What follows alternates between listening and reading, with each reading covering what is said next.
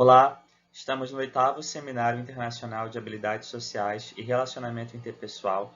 Eu me chamo Almir Diego Brito, sou doutorando em Psicologia pelo Programa de Pós-Graduação em Psicologia da Universidade Salgado de Oliveira e nosso trabalho tem como título Competência Social de Professores segundo familiares de alunos do ensino fundamental público e privado. Além de minha autoria, contamos com a participação de Adriana Benevides Soares, pós-doutora e docente dos programas de pós-graduação em Psicologia da Universidade Salgado de Oliveira e Universidade do Estado do Rio de Janeiro, e Humberto Cláudio Passeri Medeiros, doutorando em Psicologia pela Universidade Salgado de Oliveira. Nós sabemos que o cenário educacional é composto por inúmeros atores que devem contribuir para a gestão escolar. Assim, é esperado que, além dos professores, demais funcionários e alunos, os familiares também tenham uma inserção mais integrada a esses contextos. Nós sabemos também que a participação dos responsáveis neste processo escolar não é alta, então temos uma baixa adesão dos pais.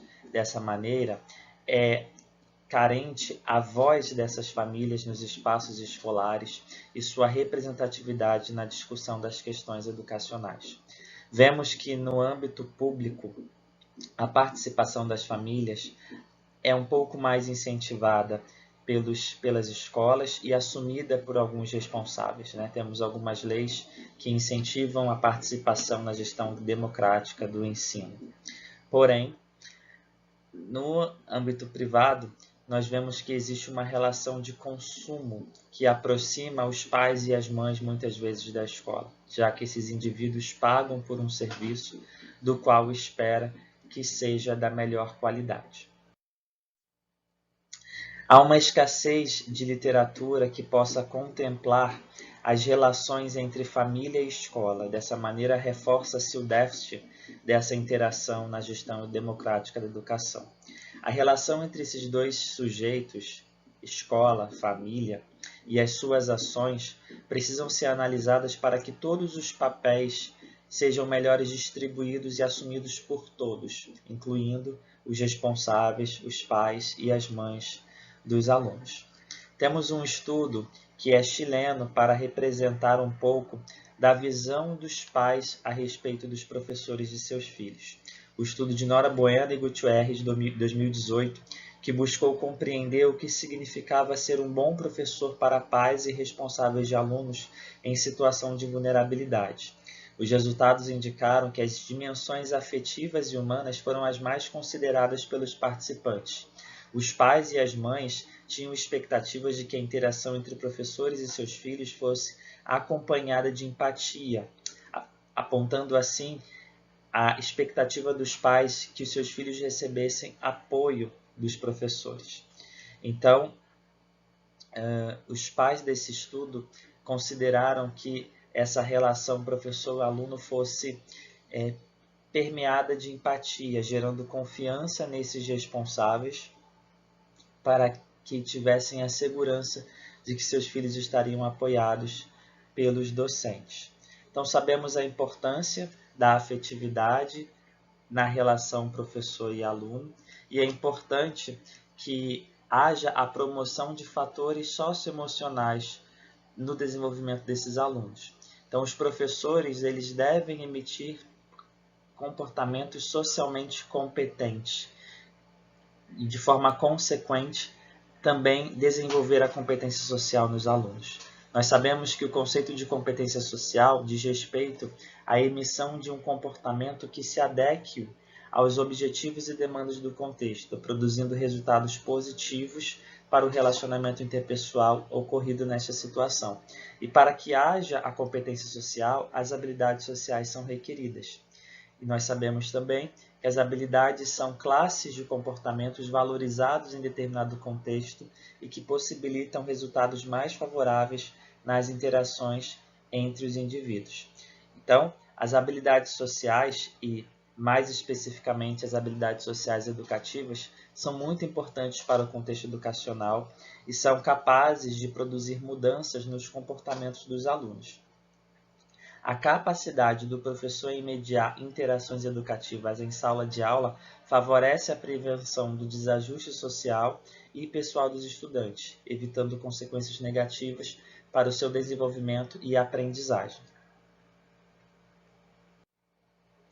Nesse contexto, nós trazemos o objetivo do nosso estudo, que foi identificar as concepções de pais e responsáveis de alunos do ensino fundamental de escolas públicas e privadas sobre a competência social de professores. Participaram desse estudo 16 pais e mães, 8 mães e 8 pais, cada metade do ensino público e do ensino privado. O instrumento utilizado nesse estudo foi um roteiro de entrevista estruturada, construída com base nos itens do Inventário de Habilidades Sociais Educativas, de Zilda Delprete e Almir Delprete. O roteiro contemplou as duas dimensões do Inventário de Habilidades Sociais Educativas versão professor, sendo elas organizar a atividade interativa e conduzir a atividade interativa. Esse estudo foi aprovado pelo Comitê de Ética da Universidade e os participantes foram esclarecidos a respeito do caráter voluntário de pesquisa e puderam consentir e assentir livremente a sua participação, conforme preconiza a Resolução 510 de 2016. A coleta de dados foi feita por conveniência e os participantes foram informados a respeito dos objetivos e do caráter voluntário do estudo. A entrevista foi realizada de acordo com a data e horário estabelecido entre o entrevistador e os participantes e foi realizada por meio de aplicativos de mensagem de voz e dados. Os dados coletados foram analisados pelo software Iramutec com a realização da classificação hierárquica descendente, que demonstra as classes de palavras agrupadas, das quais nós conseguimos extrair um significado apropriado para o nosso contexto. Essas são as estatísticas do dendrograma dos resultados do ensino público. Temos aí, primeiramente, essas 3 classes que emergiram. Temos então a classe 3 como título Valorização do conteúdo. Nessa classe, os pais concordam com a utilização de materiais paradidáticos, desde que esses estejam em consonância com a aplicação da matéria, sendo essa uma prerrogativa para a aprovação da prática docente, o que fica evidenciado pela palavra correto, significando que o professor que cumpre a aplicação do conteúdo está correto. Na classe 2, visão sobre o cumprimento de metas, os pais demonstram a relevância do alcance de objetivos do professor, considerando principalmente a arrumação do mobiliário e a capacidade de explicação do professor.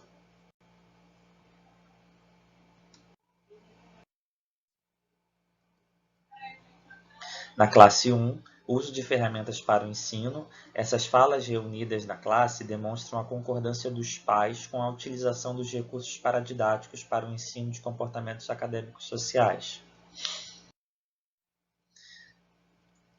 E na dimensão 2, nós temos este dendrograma com 3 classes, onde a classe 1, relação afetiva entre professor e aluno, os pais destacam a importância da relação afetiva entre o professor e o aluno, com a expectativa de que o professor tenha empatia com seus filhos e perceba suas necessidades. A expectativa é de que essa relação de respeito e proximidade auxilie na aprendizagem do aluno. Os pais ainda ressaltam o quanto a estima do aluno pelo professor pode favorecer a experiência educativa dos estudantes. Na classe 3, intitulada Apoio Afetivo do Professor, os pais declaram que acreditam que os professores podem auxiliar os alunos em seus problemas pessoais.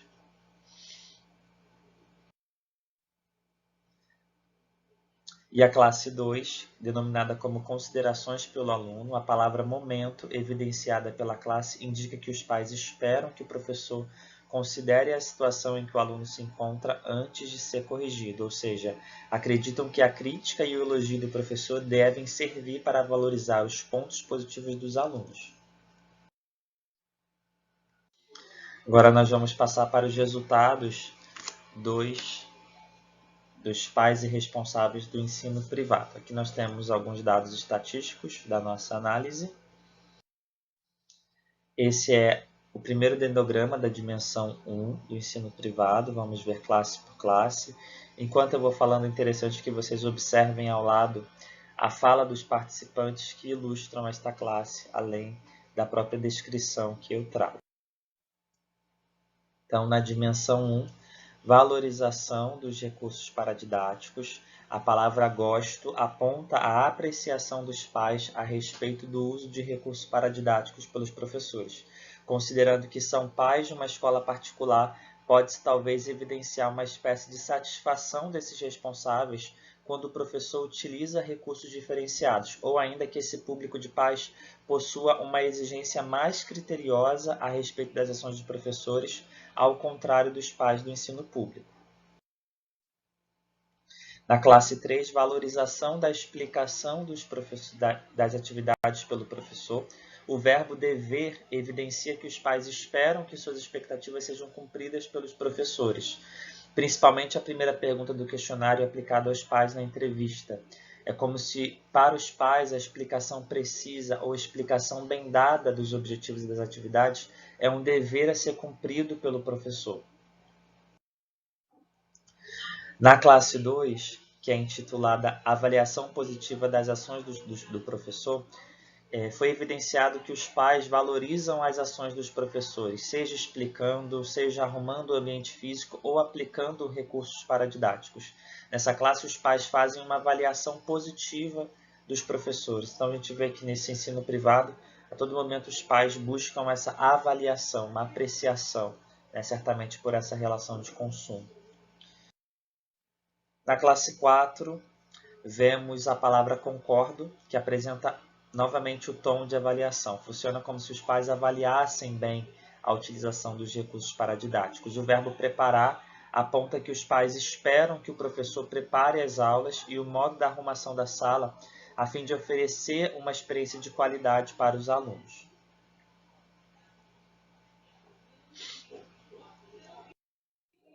Temos agora a dimensão 2, conduzir atividade interativa. A classe 2 é a primeira que aparece, chamada valorização da apresentação do conteúdo. Nesta classe fica clara a visão criteriosa dos pais acerca do conteúdo a ser abordado em sala, ou quais temáticas o professor vai trazer.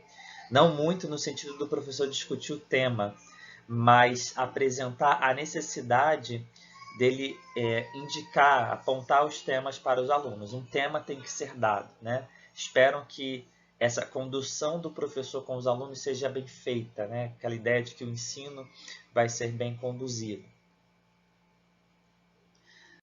Na classe 1, intitulada Domínio de Sala de Aula, os conteúdos dessa classe demonstram que os pais enfativam consideravelmente a importância dos professores valorizarem os comportamentos dos alunos.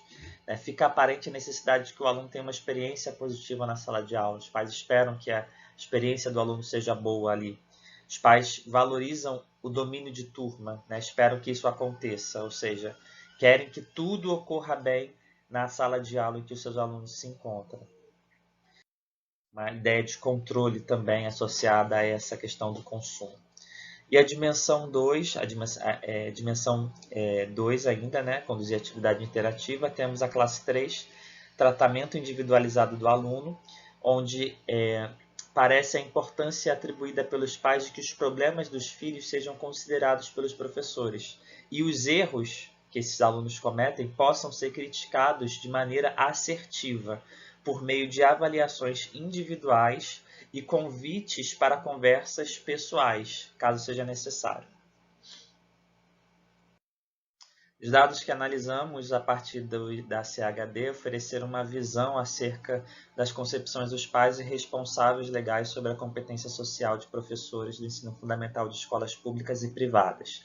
O roteiro trazido pelos pesquisadores possibilitou que os participantes refletissem e argumentassem acerca de habilidades sociais educativas de professores, ainda que esse campo teórico não seja tão conhecido pela maioria das famílias dos estudantes.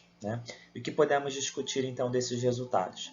A começar pelas respostas da primeira dimensão, onde víamos ali a realidade da arrumação do mobiliário, do uso de recursos paradidáticos para a transmissão das habilidades sociais, nós vemos que os participantes acabaram atribuindo a capacidade dos professores em instruir sobre as atividades, em utilizar recursos paradidáticos, em organizar o ambiente físico, a aspectos ligados ao sucesso escolar.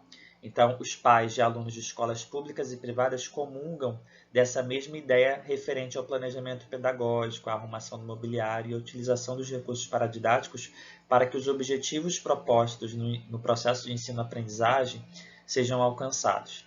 É importante observar as expectativas dos pais a respeito desses objetivos pedagógicos, né? Isso evidencia a importância da abertura dos espaços escolares para a participação da família e que esse espaço seja cada vez maior.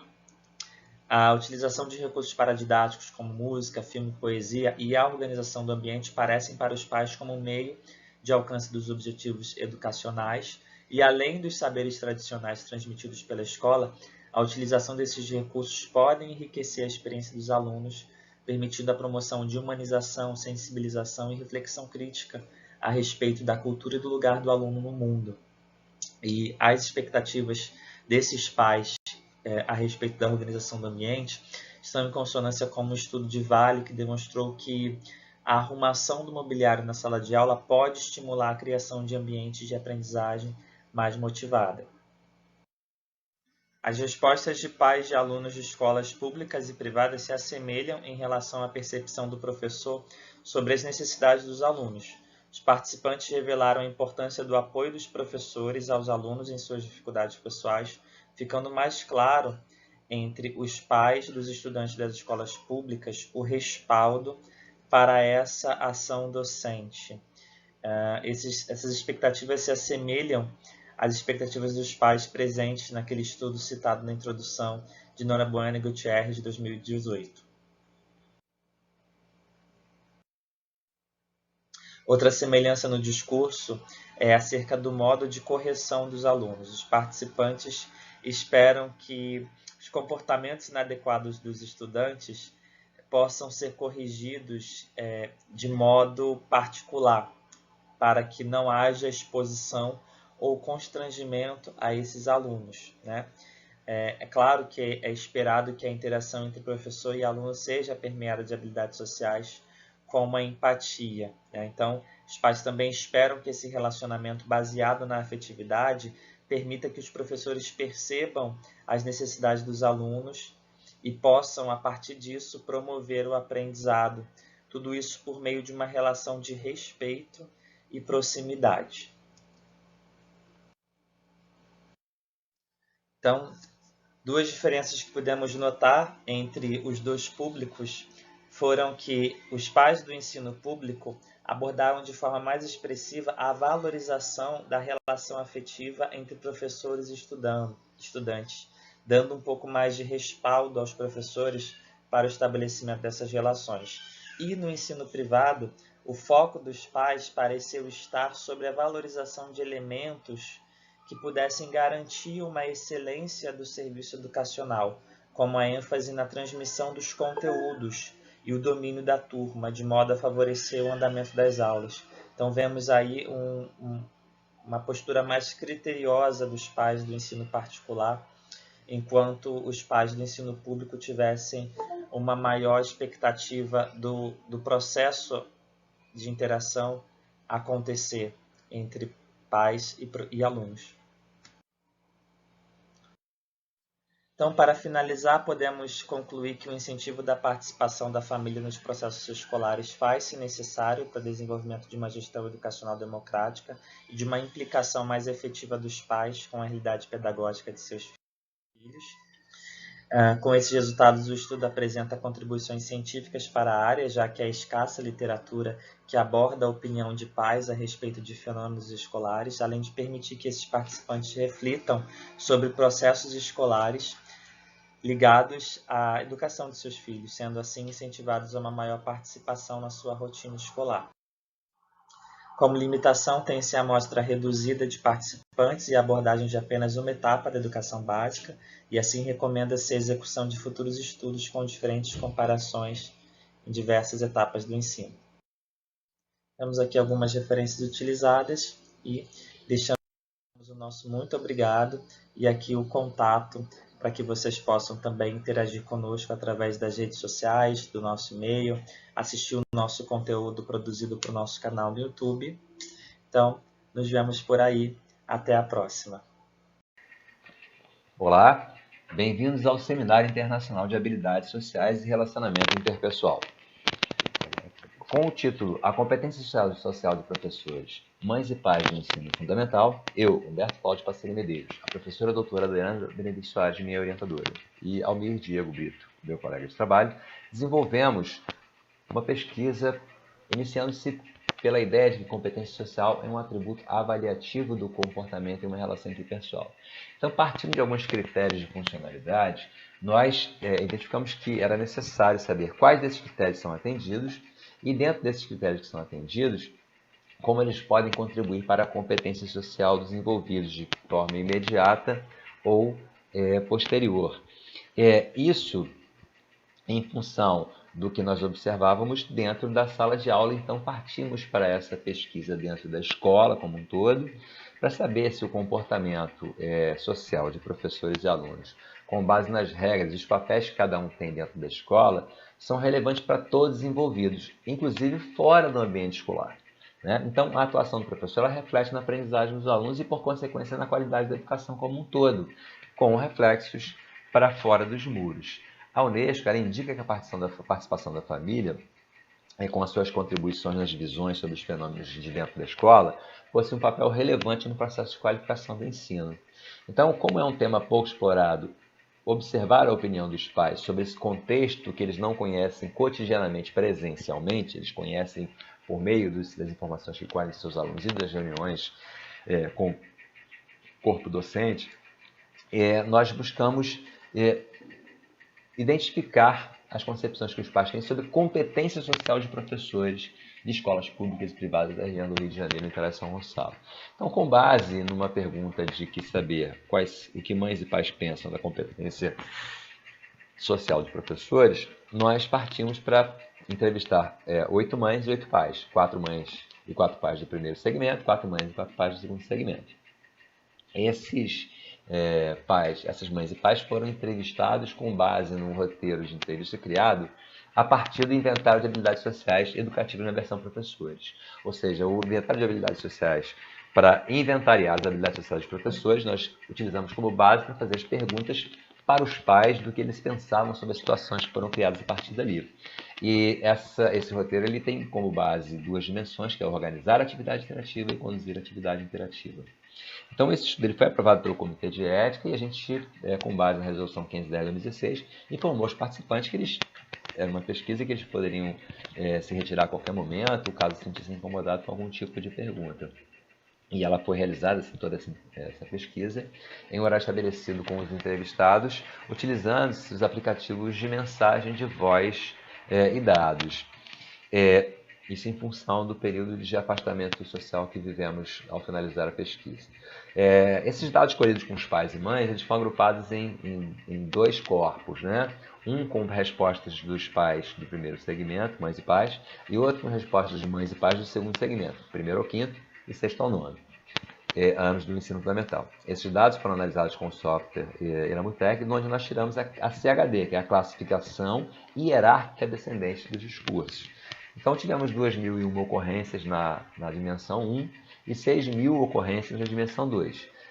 441 formas na dimensão organizada atividade interativa, que está representada na figura 1, com 56 segmentos de texto, 83,67% de retenção, e na condução da atividade interativa, que está representada na figura 2 mais à frente, 1.183 formas, com 166 segmentos de texto, 74,70% de retenção. Bom, de forma geral, os pais entendem que ferramentas de aprendizagem ancoram os modelos, as ferramentas utilizadas para modelos de comportamento, elas ancoram a aprendizagem de comportamentos sociais e acadêmicos. E esses componentes, para a aprendizagem, eles favorecem tanto a instrumentação da aula quanto o seu planejamento.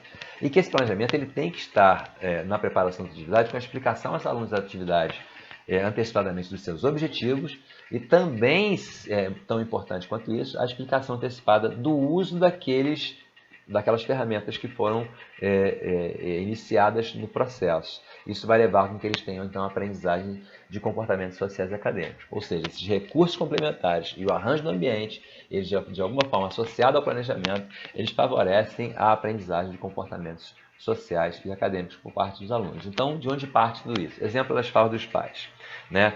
Ferramentas para aprendizagem de modelos de comportamento, como poesias, histórias, filmes, eles ajudam, contribuem para a aprendizagem de comportamentos sociais e acadêmicos. Então, comportamentos sociais devem ser ensinados pelas famílias, mas acho válido o professor reforçá-los com histórias, poesias, filmes, etc. Eu acho interessante o professor utilizar esses recursos audiovisuais, esses recursos que são tão interessantes para realmente aprimorar o ensino.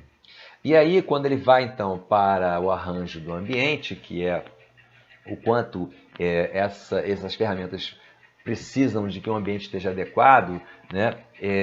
Os pais colocam que se uma aula onde você vai utilizar o debate, interação entre os alunos, é importante que esteja em círculo. Agora, se você quer fazer somente uma aula expositiva, onde o aluno só tem que prestar atenção e copiar do quadro, ou fazer alguma tarefa no caderno de forma individual, uma avaliação, uma prova, enfileirados eu acho mais indicado. Então é muito importante essa arrumação feita pelo professor, sim, ou seja, de acordo com as ferramentas que serão utilizadas. Então, que esses recursos complementares, eles acham que eles concordam que realmente é interessante, porque também favorecem essa aprendizagem, a utilização desses recursos. Exemplo da fala, bom, eu acho muito boa, enriquecedora a utilização de recursos como histórias, poesias, músicas para ensinar comportamentos acadêmicos, porque a partir desses recursos você pode ensinar o aluno como interpretar uma música, a letra de uma música, estilo musical, artista, e trabalhar a questão da história, interação dessa história. Então, esse tipo de comportamento acadêmico pode ser muito enriquecido por meio desses recursos.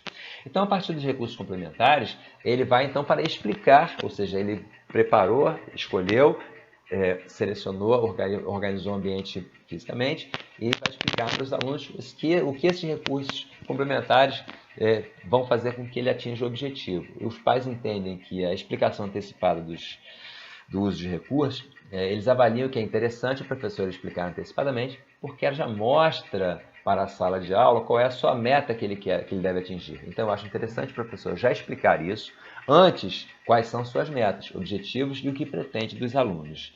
E a partir daí, então, essa explicação antecipada dos objetivos, se aqui são a explicação antecipada dos recursos e aí dos objetivos que você tem para usar com aqueles recursos. Isso deveria ser uma constante, uma prática constante, até porque as crianças estão em fase de iniciação escolar. E lembrando que nós estamos falando dos alunos do primeiro ciclo, do primeiro ao quinto ano. Então, assim, o professor deve deixar, quando passar uma atividade, esclarecer o objetivo que ele pretende que seja atingido com aquela atividade. E para que o aluno tenha um direcionamento, sabe? Saiba para onde ir e com relação ao comportamento também. A aprendizagem de comportamentos sociais e acadêmicos, que vem decorrente de tudo isso, eles consideram que é muito bom o uso de recursos como poesias, música para ensinar comportamentos acadêmicos, porque eles entendem que de alguma forma isso fortalece aquilo que já é passado em suas casas. A partir então dessa organização, a condução da atividade interativa, ela parte de que a condução da aprendizagem da turma tem muito da abordagem que beneficia a turma e da responsabilidade do professor cuidando da receptividade desses alunos. Ou seja, a gestão da turma fazendo com que o comportamento seja acolhedor por parte desse professor, ponderando as opiniões desses alunos. De alguma forma, a gente vê que a valorização do comportamento em grupo, de onde parte uma ideia inicial, ou seja, com maior representatividade, maior peso, maior percentual nessas falas, eles entendem que para alcançar esse objetivo, na hora de conduzir a atividade, depois que eu preparei tudo aquilo da forma que nós vimos anteriormente, a valorização do comportamento em grupo, ela é importante. A valorização de um comportamento positivo, eu acho essencial para o aluno querer repetir esse comportamento positivo e servir de alunos, por exemplo, para outros alunos. Então, a partir da valorização do comportamento, com humor e atenção em sala de aula, ou seja, com humor, o aprendizado acontece de forma muito mais natural e espontânea. Eles entendem que ele consegue ter uma boa gestão da turma. A abordagem do professor, corrigindo pequenas falhas, ou arguindo sobre as questões, é muito construtiva. Então, essa gestão da turma vai favorecer mais ainda se ele ponderar a opinião do aluno, Eu acho que pode ser, mas embora os pais do primeiro ciclo não considerem os alunos ainda prontos para dar essa opinião em tudo aquilo que ele planejou, organizou e estruturou fisicamente para poder passar pelo aluno. Acho que pode ser, mas dar opinião, cada aluno tem suas características. Acho que nem sempre é possível. Então, eles não veem ainda uma certa maturidade dos alunos para oferecer isso no primeiro ciclo, na hora de conduzir a atividade. E que essa condução da atividade ela tem que ter um comportamento acolhedor do professor. Porque isso vai fazer com que, às vezes, um problema pessoal do aluno possa ser, de alguma forma, trabalhado em sala de aula diretamente ou coletivamente. Então, ele considera que naquele convívio semanal com aquele aluno que se estabelece uma relação afetiva, sim, e ele pode estar ouvindo esse aluno e tentando aconselhar. Isso quando um problema pessoal do aluno pode ser tratado de forma individualizada, consideram esses pais, né, que é uma forma de entender a situação do aluno e, às vezes, explicar até um comportamento.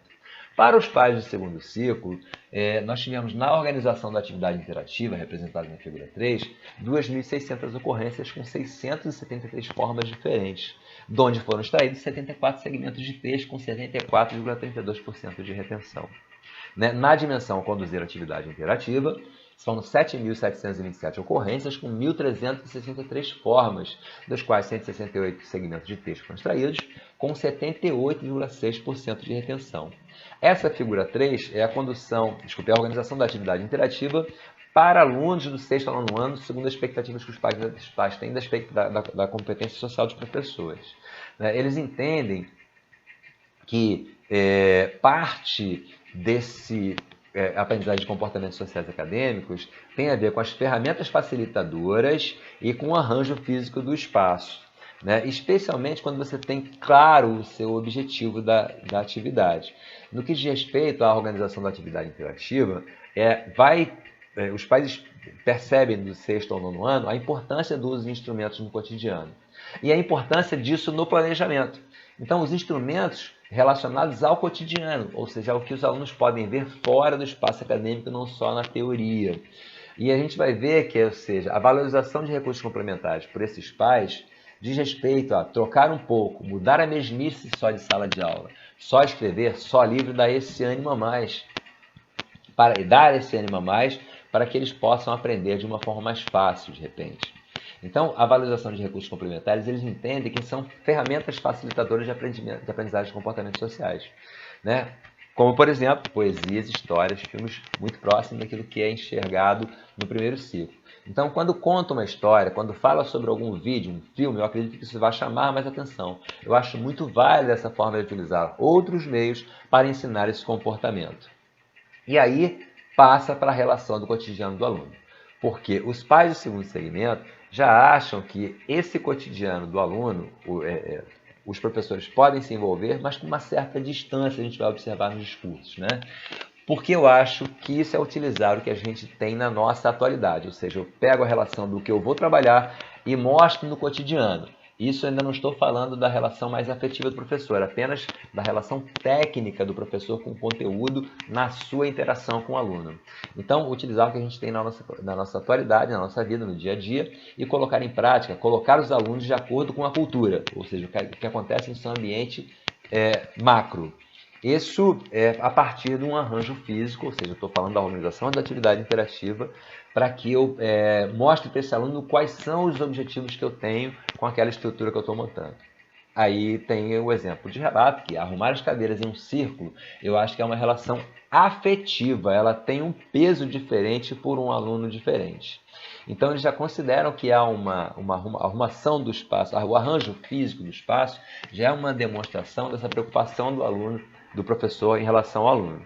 E que, quando ele explica, então, antecipadamente, os objetivos aos alunos, eles realmente podem encontrar nessa atividade o engajamento desses alunos. Exemplo de fala, acho que em todas as aulas é de suma importância essa explicação antecipada. Eu acho que o professor ele precisa realmente explicar o que ele quer do aluno numa atividade e o objetivo dele naquela aula. A partir daí, ele, com o objetivo dele naquela aula, ele passa a ser considerado pelo pai um professor didático, ou seja, o comportamento social aprendizagem aprendido pelo aluno é de que esse professor ele é didático. Eu acho que se o professor já tem o objetivo, quando ele entra em sala de aula e ele arruma a sua sala para mostrar esse objetivo para os seus alunos, eu acho que o aluno pode captar essa mensagem que ele está querendo passar. E a partir desse arranjo a gente vai então para, explicando os objetivos, para a condução da atividade. E essa condução da atividade, ela se ancora também na valorização do comportamento do aluno.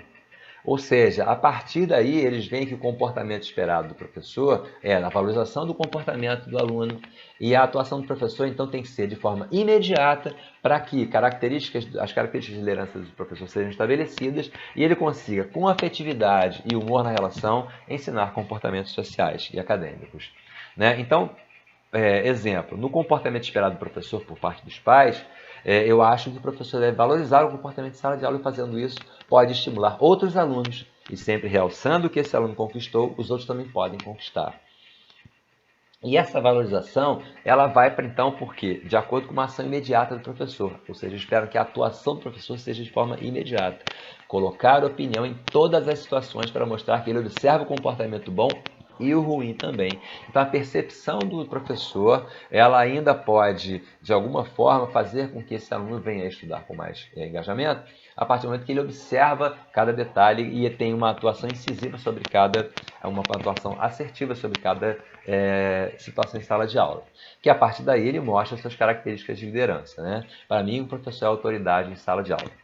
Essa é a fala dos pais, resumindo o que a gente encontra de forma geral nos discursos desses pais e mães do segundo ciclo, na condução da atividade interativa. Então, a afetividade e o humor na relação, a partir dessa característica de liderança do professor, ou seja, ação imediata, mostrando que essa liderança é importante, que ele é autoridade em sala de aula, mas com base na afetividade e humor. Embora os pais do segundo segmento considerem que essa afetividade tem que ter um certo distanciamento. A afetividade dinamiza e dá sentido ao processo educativo, no visto que alguns alunos sentem que o professor se preocupa com ele e busca atender aos seus anseios na busca da aprendizagem. Mas não sei até que ponto a relação afetiva de professor ajuda. Então, aparece muito essa necessidade de distanciamento. Bom, de forma geral, nos dois ciclos, nós observamos que o uso de filmes, músicas e poesias, eles são ferramentas facilitadoras esperadas pelos professores na atuação para a aprendizagem de comportamentos sociais e acadêmicos. E que isso pode beneficiar a turma por meio da valorização dos comportamentos dos alunos, valorização dos comportamentos positivos dos alunos, com o uso de humor e atenção em sala de aula. E que meramente no contexto dessa atuação que eles esperam, não só aspectos técnicos da disciplina que ele vai ensinar, mas também aspectos relacionais. Né? Ou seja, um equilíbrio entre a ação técnica e a relacional, para que o aluno tenha a possibilidade de aprender isso. Para os pais do primeiro ciclo, os filhos não possuem uma maturidade que permita a autoavaliação, ou seja, dar opinião na aula e, de alguma forma, fazer uma avaliação do seu comportamento em sala de aula. Né? Principalmente para escolher temas a serem discutidos. Para os pais de segundo ciclo, o envolvimento do professor nos temas que têm afetividade e problemas pessoais dos alunos deve acontecer com certo distanciamento.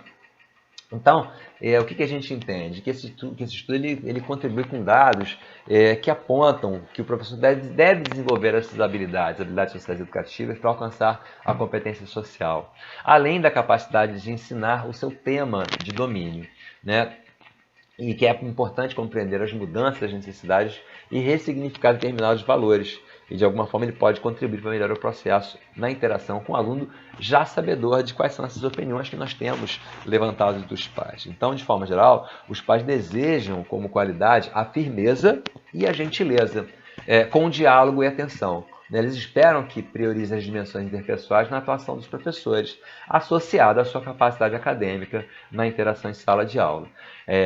O nosso estudo ele teve algumas limitações, dentre essas o tamanho da amostra, que a gente considera que poderia ter sido bem maior, mas em função de todo o processo que a sociedade estava passando,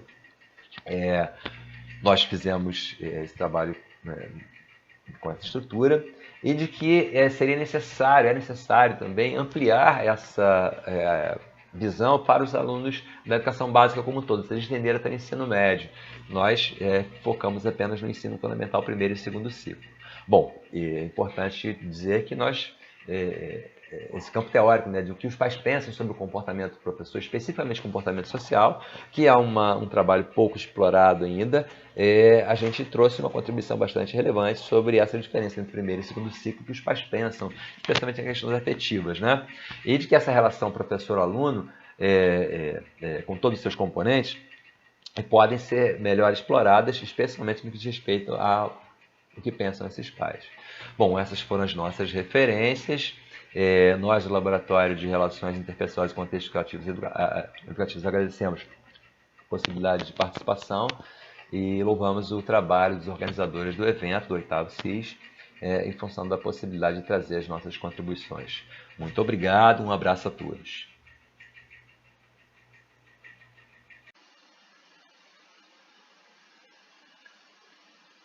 Eu vou apresentar o nosso trabalho intitulado Efeitos do Promove Paz, adaptado para responsáveis por crianças e adolescentes com TDAH.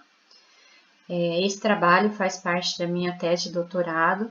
Eu fui orientada pela professora doutora Luciana Carla dos Santos Elias, da USP de Ribeirão, e fui supervisionada pela professora doutora Alessandra Turini Bolsoni Silva, da Unesp de Bauru. Recebi o apoio da CAPES, e meu doutorado foi vinculado ao programa de pós-graduação em Psicologia da Faculdade de Filosofia, Ciências e Letras de Ribeirão Preto e também vinculado ao LAPS. Bem, inicio contextualizando brevemente o TDAH, que é a condição neuropsiquiátrica mais comum na infância. Tem como sintomatologia o tripé sintomatológico relacionado à desatenção, hiperatividade e impulsividade, que pode ter uma apresentação combinada ou não, considerando os manuais em vigor. Temos aí como centro problemas de comportamento, no sentido de problemas externalizantes, nós podemos considerar hiperatividade e impulsividade, e problemas de comportamento internalizantes, considerando a desatenção. As dificuldades que incidem no desenvolvimento da criança com TDAH está relacionada, além dos problemas de comportamento, que são marca, né? Uma marca desse transtorno, também há o fator preditivo de prejuízos na saúde mental, no desenvolvimento social e acadêmico, com risco de desenvolvimento de comorbidades durante a vida, como alteração de humor, problemas de conduta e abusos de substâncias. O diagnóstico para o TDAH, os estudos indicam que precisa estar presente uma equipe multidisciplinar, diferentes avaliadores, diferentes instrumentos. Essas considerações elas vão ao encontro da diminuição de falsos positivos ou de erros nessa direção. O tratamento também é preconizado que ele seja combinado, tratamento psicológicos e medicação. Há uma conduta atual que rege, onde discussões éticas estão presentes em torno da prática de medicação como tratamento preferencial. E há também a menção de inserção de diferentes contextos, como famílias, escolas, pares, além da criança em desenvolvimento ou adolescente. Tanto essa consideração de diagnóstico como de tratamento leva-se em consideração uma perspectiva sistêmica contextualizada, tal como a teoria bioecológica do desenvolvimento propõe para a compreensão do desenvolvimento de escolares, no caso, escolares com TDAH. Essa teoria fundamentou toda essa pesquisa, todo esse estudo. Colocados esses prejuízos, nessas dificuldades, agora temos alguns recursos apontados pela literatura da área, relacionado ao apoio familiar, assim como intervenções psicológicas que têm um impacto positivo no desenvolvimento. Dos recursos, embora a família seja um importante apoio, há um efeito negativo que a sintomatologia do TDAH coloca sobre as relações familiares, no sentido de presença de conflitos, de desarmonia e discórdia, o que impacta na qualidade de vida e na saúde mental desses membros dessa família. Há também, pensando na subjetividade dessas pessoas, um sentimento de fracasso e incompetência quanto aos seus papéis, pouca satisfação com o envolvimento nas responsabilidades paternas. Há o predomínio de um estilo autoritário mais presente, comparado a pais de filhos que não possuem TDAH, e todas essas questões prejudicam o estilo parental.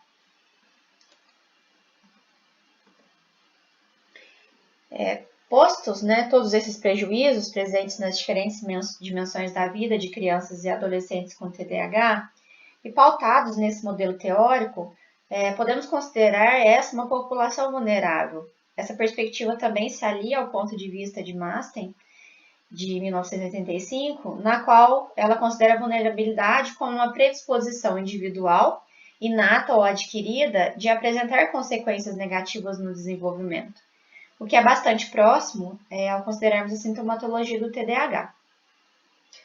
No contraponto, pensando em recursos desenvolvimentais, atuando nesses processos proximais, nessas relações imediatas dessa criança com esse contexto familiar, sabemos que as habilidades sociais podem ser influenciadas positiva ou negativamente pelos contextos, os microsistemas, ou pelas crenças culturais no que tange ao macrosistema. Isso evidencia a bidirecionalidade dessas interações. Consideramos aqui as habilidades sociais como um conjunto de comportamentos valorizados por uma determinada cultura que prediz sucesso nas configurações acadêmicas e pessoais. E considerando aqui as habilidades sociais dos pais, são aquelas habilidades que elas são utilizadas intencionalmente no ensino ou no desenvolvimento desses filhos. A partir disso, tivemos a tese de que os processos presentes no microsistema familiar são importantes para o desenvolvimento psicossocial de crianças e adolescentes com TDAH, considerando que o transtorno em si já as coloca numa situação de vulnerabilidade. Dentro dessas interações bidirecionais, o ensino de habilidades sociais pode funcionar como fator de proteção, dando a oportunidade às crianças, adolescentes e seus educadores desenvolverem comportamentos essenciais ao desenvolvimento psicossocial. Com a intenção de preenchermos essa lacuna de programas que tenham como foco o ensino de habilidades sociais educativas parentais aos familiares, nós utilizamos aqui o programa Promove Paz de Bolsoni, Silva e Fogaça, de 2018, e temos como justificativa alguns pontos. Por exemplo, o benefício desse programa sobre os problemas de comportamento, que é uma dificuldade dessa amostra, assim como nós relacionamos no início, à sintomatologia do TDAH. Esse programa também se mostrou como promotor de desenvolvimento de habilidades sociais. Além de ser um material organizado por etapas e um referencial teórico robusto que favoreceu a minha condução durante essa intervenção. Temos ainda, adicionalmente, que o Promove Paz na versão adaptada, composto por 7 sessões, se mostra como uma alternativa às intervenções nacionais já realizadas, que se mostraram mais extensas. Então, para atingirmos, respondermos a essa tese, nós tivemos como objetivo escrever os efeitos do Promove Paz adaptado quanto às habilidades sociais e práticas educativas de responsáveis legais e de comportamentos habilidosos, problemáticos e sintomatologia de crianças e adolescentes com TDAH. Como método, tratou-se de uma pesquisa pré-experimental com medidas pré- e pós-intervenção. Essa intervenção foi realizada em clínica psicológica de fevereiro a março de 2020, um pouco antes a pandemia. E aqui um quadro que apresenta as variáveis sociodemográficas, os dados sociodemográficos desses participantes. Então, tivemos 3 responsáveis, uma avó e 2 mães, com idades entre 39 e 66 anos. Tivemos 3 escolares, sendo uma criança menino de 11 anos e 2 meninas adolescentes. Todos fazem parte do ensino público da cidade, na cidade do interior paulista. Utilizamos como instrumentos o roteiro de entrevista de habilidades sociais educativas parentais, o RE-HSEP, É importante destacar que esse é o único instrumento validado para mensuração dessas variáveis no contexto nacional. Tivemos a escala de Conners, que é uma escala amplamente utilizada, inclusive internacionalmente, para triagem do TDAH.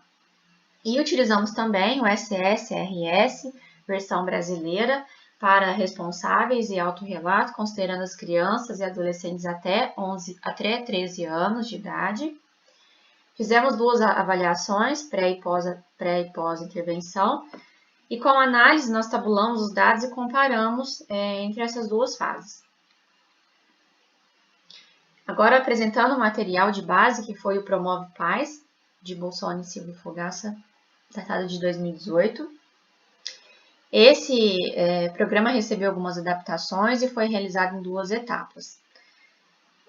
Na primeira adaptação, nós realizamos o ensino e aplicação da técnica Economia de Fichas, uma técnica bastante utilizada pelos especialistas da área em TDAH. Tivemos uma segunda adaptação, que foi o estabelecimento dialógico de regras. Essas regras envolveram participar, o sigilo, o respeito ao outro, esperar a vez para falar, pontualidade, ler a cartilha, que é um pressuposto do programa original. Terceira, na adaptação, nós agrupamos 2 temas em cada encontro. Assim, as 14 sessões propostas pelo programa original foram compiladas em 7 sessões de 2 horas.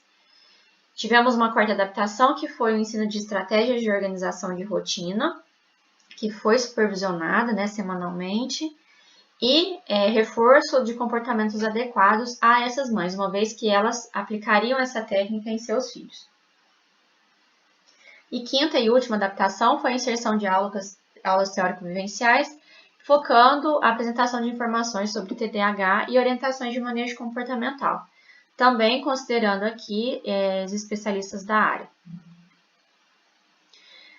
O Promove Paz recebeu essas adaptações e ele foi realizado em 2 etapas. Essa intervenção adaptada foi realizada em 2 etapas, sendo que a etapa 1, na primeira hora, foi realizado o desenvolvimento da técnica de economia de fichas, a discussão sobre a organização da rotina da criança e adolescente e a apresentação da aula teórico-vivencial. Os temas dessas aulas ficaram organizados da seguinte forma: na seção 1, ensino da estratégia economia de fichas. Na seção 2, foram apresentadas informações sobre o diagnóstico do TDAH e dificuldades esperadas. Na seção 3, apresentados os tipos de tratamentos.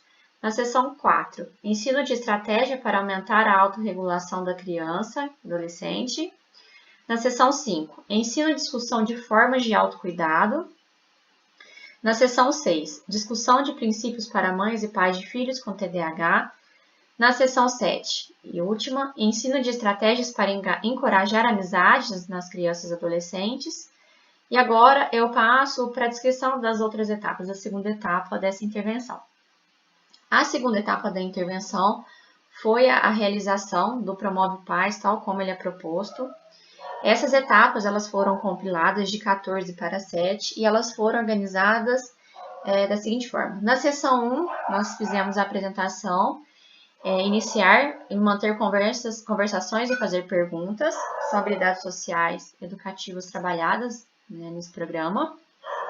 Na seção 2, trabalhamos os conteúdos: expressar sentimentos positivos, elogiar, dar e receber feedback positivo, agradecer e conhecer direitos humanos básicos. Na seção 3, expressar e ouvir opiniões e comportamento habilidoso e não habilidoso.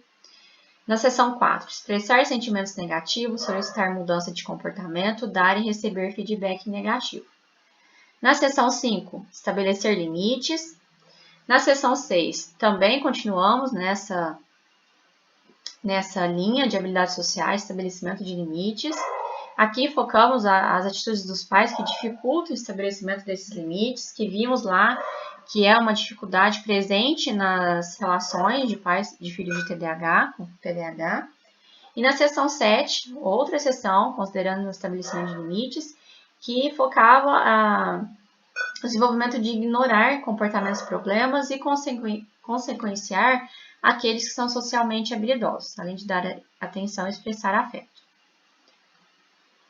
Agora, passando para os resultados de discussão desse estudo, considerando aqui as avaliadoras responsáveis no que tange ao RE, HS e EP, nós observamos o aumento na diversidade de interações positivas para todas as participantes, o que é um ponto positivo, visto as relações familiares conflituosas, né, que são frequentes, na presença de um filho com TDAH. Vimos também o aumento das habilidades sociais parentais e o como isso indica que as responsáveis legais, as mães ou a avó, desenvolveram práticas educativas positivas. Por exemplo, comunicando, se elogiando, estabelecendo limites, monitorando, expressando afeto, expressando críticas, entre outras. O que culminou aqui, na segunda variável avaliada, no aumento das habilidades sociais da criança e adolescentes. E também a variedade de assuntos contextuais na interação com seus filhos. Isso também foi visto por outras autoras aqui nacionais. O resultado disso foi um impacto na menor ocorrência de conflitos e dificuldades familiares e também entre as relações conjugais, visto aqui o aumento no item consistência conjugal, considerando as habilidades sociais, e diminuição das práticas negativas nessa DID.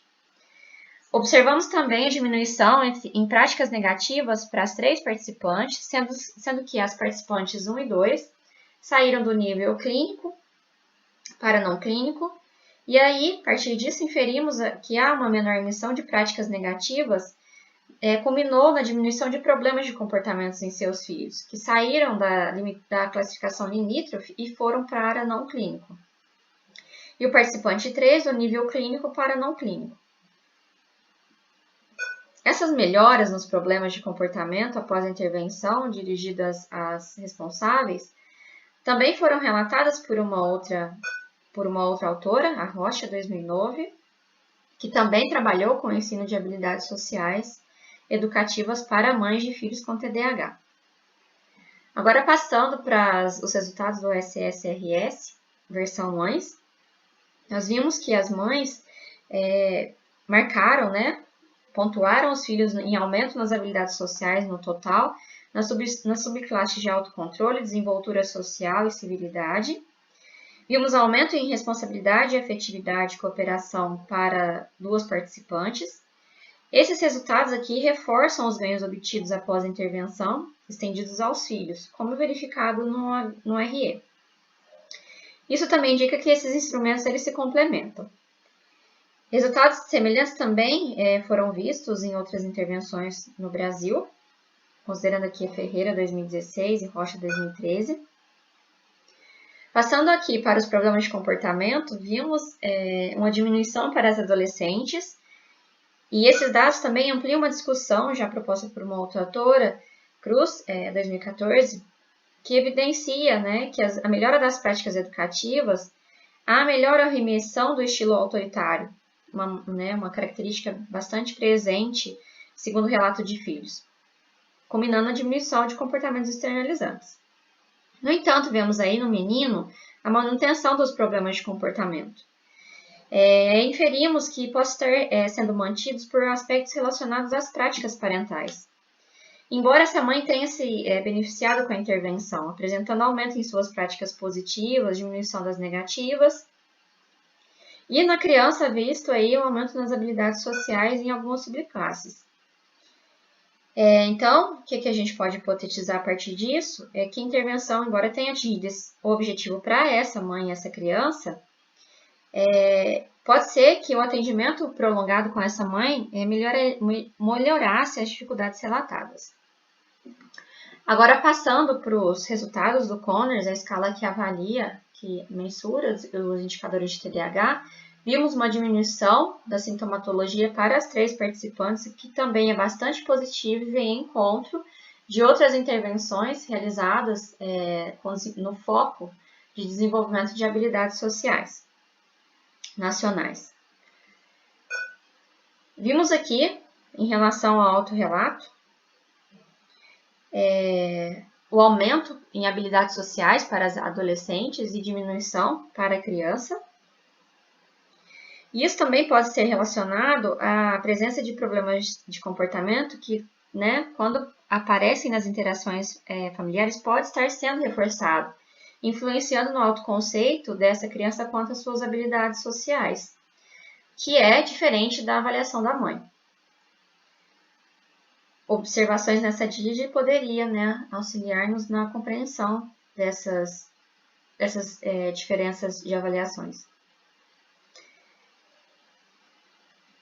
Bem, passando aqui para a conclusão desse trabalho e considerando algumas questões, podemos ver aqui, retomando, né, os resultados e o nosso objetivo, podemos considerar que os resultados revelaram o efeito positivo desse programa, respondendo ao objetivo, retomando aqui, que foi descrever os efeitos do Promove Paz adaptado quanto às habilidades sociais e práticas educativas de responsáveis legais e de comportamentos habilidosos, problemáticos e sintomatologia de crianças e adolescentes com TDAH.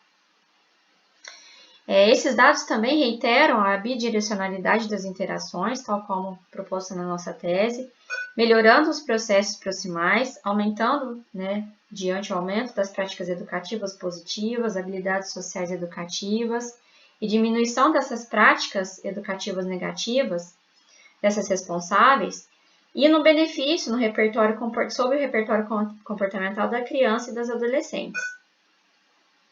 Quanto aos limites desse estudo, temos aí o pequeno número de participantes que concluíram a intervenção e a ausência de um grupo de comparações. Essas condições são importantes para a mensuração dos efeitos de intervenções psicológicas. Nós recomendamos, então, que nos próximos estudos a inserção de professores como avaliadores, o que pode revelar a repercussão dessas habilidades sociais e educativas parentais sobre as interações e desempenho escolares. Além da inserção desses professores em intervenções, no sentido de potencializar e manter esses ganhos obtidos.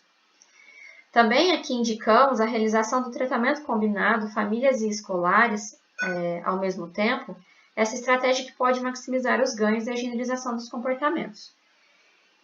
Ainda que a estratégia, né, as adaptações, nós também podemos considerar que elas favoreceram o ensino, né, a supervisão da rotina, favoreceram a generalização das habilidades sociais desenvolvidas para o ambiente familiar, né, considerando aí o estímulo para negociação, comunicação, interações positivas, quando a gente considera a entrega do reforçador semanal. Também consideramos que essa aplicabilidade, né, desse modo de intervenção em grupos, no âmbito clínico, também tem o potencial de vir a ser uma estratégia promissora de atendimento de baixo custo nos serviços de saúde mental, sendo estendido também, dada a sua natureza, aos contextos escolares.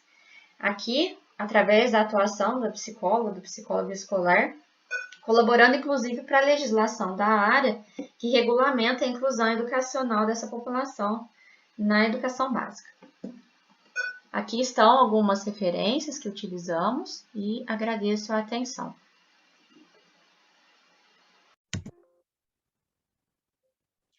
Olá, meu nome é Jaqueline e eu quero apresentar para vocês um trabalho e é uma alegria muito grande poder participar do 8º Simpósio Internacional de Habilidades Sociais e também de Relações Interpessoais. Vou compartilhar a tela com vocês do meu trabalho para que possam acompanhar. O tema do meu trabalho é Habilidades Sociais, Ansiedade e Depressão em Crianças do Ensino Fundamental.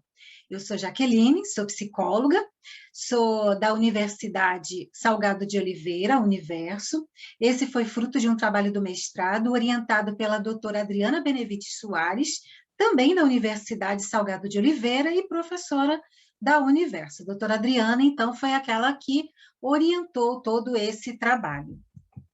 A saúde mental, ela deve ser compreendida não apenas como ausência de alguma doença, mas como um estado de bem-estar em que as pessoas podem desenvolver suas habilidades, enfrentar as pressões da vida cotidiana e realizar atividades para a melhoria da sua comunidade.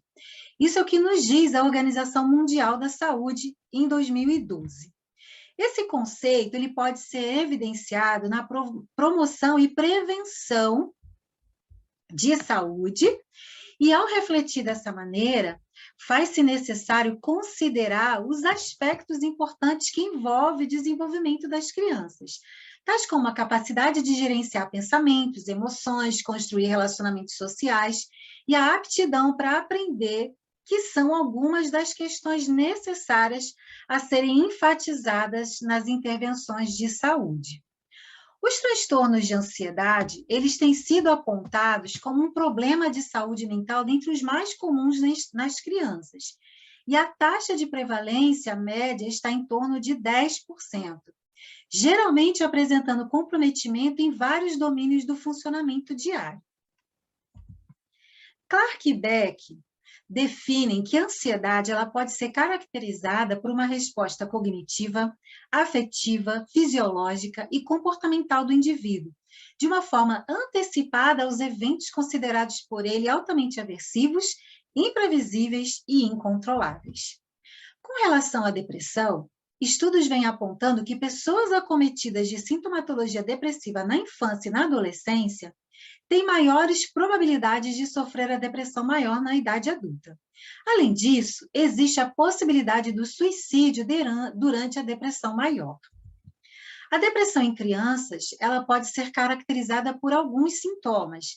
São eles físicos, como dores, principalmente de cabeça e abdominais, fadiga e tontura. Evidente que esses sintomas, quando não há uma razão clínica para explicar isso, mas há aí uma razão de fundamentação desencadeadora da depressão.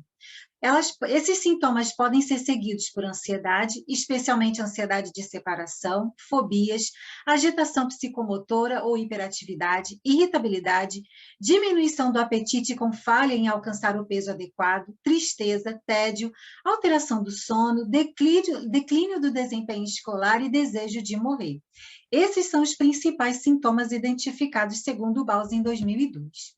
As habilidades sociais, elas podem ser definidas como um conjunto de comportamentos sociais valorizados em determinada cultura com alta probabilidade de resultados favoráveis para o indivíduo, seu grupo e comunidade, que podem contribuir para o desempenho interpessoal socialmente competente.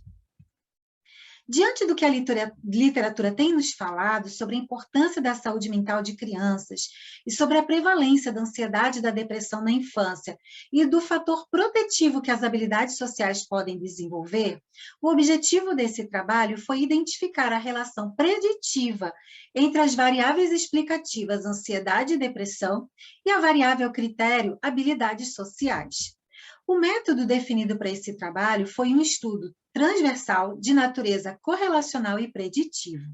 Participaram dessa pesquisa 221 crianças numa amostra por conveniência, com faixa etária entre 7 e 12 anos, de ambos os sexos, sendo 129 meninas, 58,37%, e 92 meninos, 41,62%. 3 foram os instrumentos selecionados para essa pesquisa: o Sistema de Habilidades Sociais, Programas de Comportamento e Competência Acadêmica para Crianças, a Escala Spence de Ansiedade Infantil e o Inventário de Depressão Infantil. Como os procedimentos éticos, a pesquisa foi submetida ao Comitê de Ética da Universidade, foi aprovada e registrada sob o parecer 4.731.57. O processo de consentimento dos participantes aconteceu por meio do aceite dos itens descritos no termo de consentimento livre esclarecido para os pais, no termo de assentimento livre esclarecido para as crianças e no termo de anuência para as escolas. Como procedimentos de coleta de dados, a pesquisadora entrou em contato com a direção das escolas, marcou previamente uma reunião com os pais para esclarecimentos e explicações e informações sobre a pesquisa, tendo sido feita a aplicação dos instrumentos selecionados na data combinada com os pais e também com a escola. Como procedimento de análise de dados, adotou-se a regressão linear múltipla, considerando a variável critério habilidades sociais e as variáveis explicativas ansiedade e depressão. A análise de correlação foi realizada no R-Code Team 2021, com pacote Base States, enquanto as regressões lineares múltiplas foram realizadas no JAMUV, versão 1.84. Os resultados são os que se seguem. O modelo preditor da empatia ele foi estatisticamente significativo. sendo que CDI, ansiedade generalizada, foram os preditores estatisticamente significativos.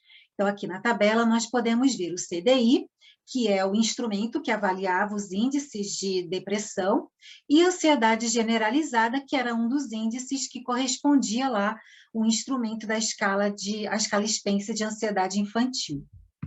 O modelo preditor da responsabilidade foi estatisticamente significativo, sendo o CDI, o medo de danos físicos, os preditores estatisticamente significativos. Então, novamente, aí a tabela nos mostrando o CDI e o medo de danos físicos como os preditores aí estatisticamente significativos da responsabilidade. Observou-se que no modelo preditor do autocontrole também foi estatisticamente significativo, tendo CDI, fobias e ansiedade generalizada os preditores mais estatisticamente significativos. Então, estão aí CDI, fobias e ansiedade generalizada nos preditores do autocontrole. O modelo preditor da assertividade foi estatisticamente significativo, sendo CDI, ansiedade de separação, fobias, ansiedade generalizada, ataque de pânico e agorafobia preditores estatisticamente significativos. Novamente, nossa tabela nos mostrando aí o CDI, ansiedade de separação, fobias, ansiedade generalizada, ataque de pânico e agorafobia, os preditores significativos da assertividade. Com esses resultados, foi possível perceber que o CDI, o instrumento que avalia a depressão, apareceu com dados estatisticamente significativos em todos os preditores das habilidades sociais, enquanto que esses mesmos preditores mostraram dados estatisticamente significativos apenas com alguns fatores da ansiedade. A correlação entre ansiedade e habilidades sociais também foi um dos objetivos da pesquisa de Freitas et al. Em 2018. Os resultados daquela pesquisa mostraram que a relação entre a ansiedade global e as habilidades sociais foi positiva entre o score global da ansiedade e o score global de habilidades sociais avaliadas pelas crianças, o que de alguma forma corrobora também com esse estudo que está sendo apresentado. Nesse estudo de Freitas, não foram encontradas correlações significativas entre as subescalas de habilidades sociais e os indicadores de ansiedade. Os resultados gerais apontaram que não houve correlação estatisticamente significativa entre a maioria dos indicadores de habilidades sociais, ansiedade, ansiedade social e problemas de comportamento na amostra daquele estudo. Observou-se que o CDI aparece com dados estatisticamente significativos em todos os preditores das habilidades sociais. Apesar da limitação de estudos que façam as mesmas correlações na infância, pode-se perceber que o estudo de Campos et al. De 2014 encontrou resultados semelhantes na população adolescente, quando apresentou dados de uma revisão de literatura afirmando que os estudos de caracterização e de correlação mostram que os adolescentes deprimidos apresentam déficits de habilidades sociais.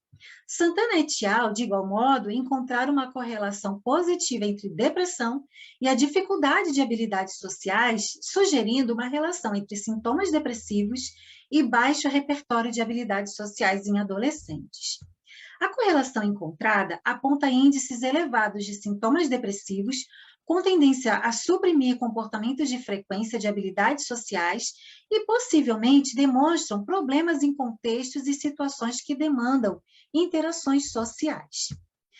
A importância de adquirir e desenvolver habilidades sociais na infância poderia aumentar as chances de uma criança ter acesso aos seus grupos, recebendo respostas positivas de suas interações sociais. Essa afirmativa reforça a implicação dos resultados obtidos no presente estudo, uma vez que identificar as relações existentes entre as variáveis estudadas podem ajudar a promover programas que visem gerar melhoras na qualidade de vida e dos relacionamentos. As principais contribuições que esse estudo traz se dão no sentido de evidenciar o quanto as questões de saúde mental estão presentes na infância e o quanto se relacionam ou não com as habilidades sociais. Uma vez que quadros patológicos de transtornos mentais têm se tornado cada vez mais prevalentes, identificar então quais são e como eles se correlacionam pode abrir caminho para futuras intervenções, especialmente no ambiente escolar.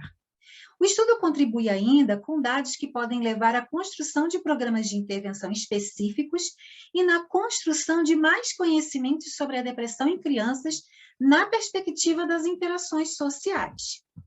Algumas limitações nesse estudo podem estar na interpretação que as crianças fizeram dos instrumentos, uma vez que as crianças menores tiveram dificuldades na compreensão das perguntas, demandando da pesquisadora explicações mais detalhadas, o que pode ter enviesado as respostas. Outra limitação é que os instrumentos foram de autorrelato, sem a percepção de pais e de professores que convivem com as crianças e poderiam talvez ter avaliações diferentes do comportamento delas. Como perspectivas futuras, pode-se pensar em estudos que venham investigar se o déficit de habilidades sociais seria a causa para sinais e sintomas de depressão na infância. Se a criança possui sinais e sintomas de ansiedade e depressão, e o quanto isso pode prejudicar a aquisição de habilidades sociais.